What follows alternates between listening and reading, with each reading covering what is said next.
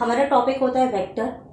हाँ, वेक्टर में हम जो इसमें पढ़ने जा रहे हैं वो है resolution of vector. Resolution of vector. अगर कोई एक वेक्टर ए है तो इसके जो रेक्टेंगुलर कंपोनेंट्स होते हैं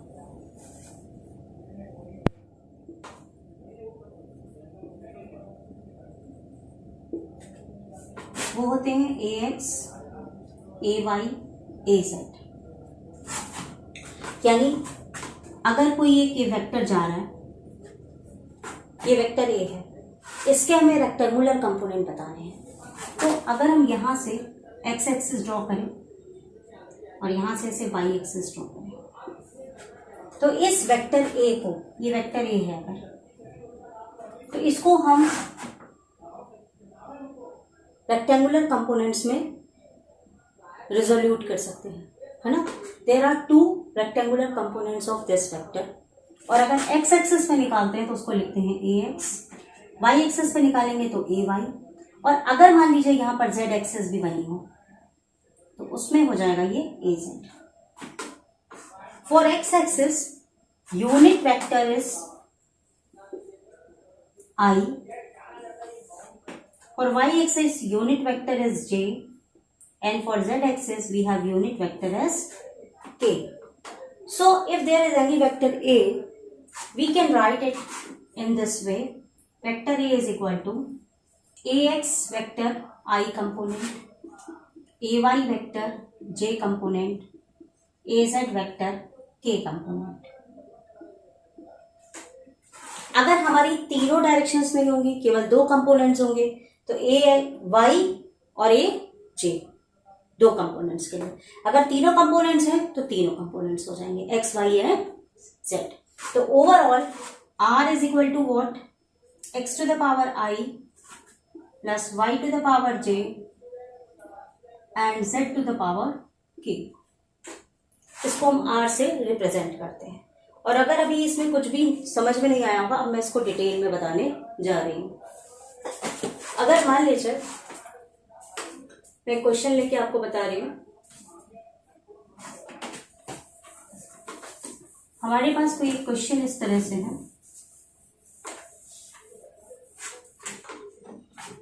कोई एक वेक्टर जा रहा है ए, इसका हमें एक्स और वाई कंपोनेंट मान लीजिए लिखना है। तो आप अगर ध्यान दो कि ये वेक्टर यहां पर एंगल थीटा क्रिएट कर रहा है, तो अगर हम इस पर यहां परपेंडिकुलर डाल देते हैं, ठीक है, तो ये तो ए हो गया, ये तुम्हारा ए एक्स हो गया। तो ये थीटा के सामने वाली जो लाइन होती है उसको परपेंडिकुलर कहते हैं, और इसके जो यहां वाली लाइन होती है उसको बेस कहते हैं।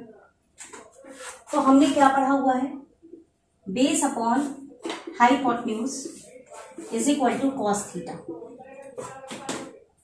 ए एक्स और हाइपोटेन्यूज की वैल्यू क्या है, vector A is equal to cos theta.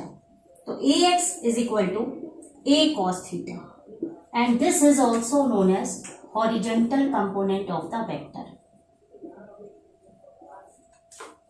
Okay, now similarly if we have to find the vertical component of the vector, okay, now if we have to find vertical component of the vector,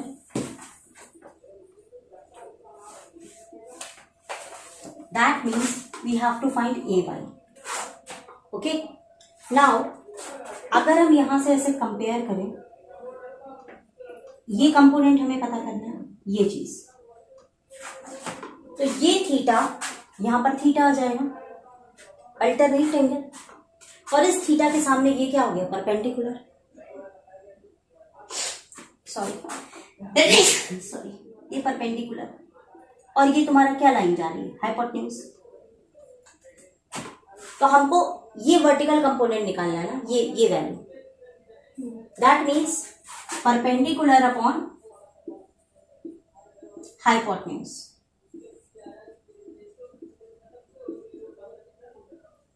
which is equal to sine theta. तो perpendicular vector ये क्या है, A1, और hypotenuse की जगह क्या हो गया, vector A is equal to sine theta. So AY is equal to vector A sine theta. This is known as vertical component of a vector. तो ये मैं आपको डायरेक्ट बोल सकती थी कि vertical component A Y is equal to A sine theta है, A X is equal to A cos theta है, लेकिन मैंने आपको ये एक्सप्लेन किया है कि ये ऐसा हम क्यों लेते हैं। अब इसी से जुड़ा हुआ, रिलेट करता हुआ मैं एक पहले क्वेश्चन लूंगी, उसके बाद मैं बताऊंगी कोई भी अगर वेक्टर दिया है तो हम उसका यूनिट वेक्टर कैसे निकालते हैं, हम उसका मैग्नीट्यूड कैसे निकालते हैं। लेकिन पहले इसी पैटर्न पर बेस मैं एक न्यूमेरिकल बताऊंगी, उसके बाद उन चीजों को बताऊंगी। Now we have a numerical. A velocity of 10 meter per second has its y component 5 under root 2 meter per second.